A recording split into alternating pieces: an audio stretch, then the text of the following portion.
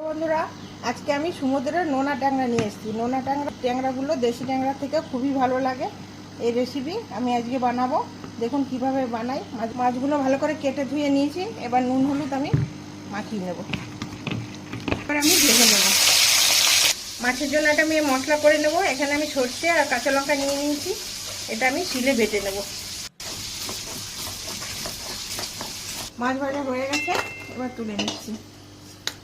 মাছ ভাজার তেলেই আমি গোটা জিরে দিয়ে দেবো, কাঁচা লঙ্কা আর সর্ষে বাটাটা দিয়ে দেবো, হলুদের গুঁড়ো, জিরের গুঁড়ো, এবার নুন দিয়ে দেবো।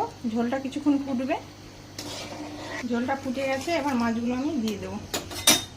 মাছের ঝাল আমার পুরো রেডি হয়ে গেছে।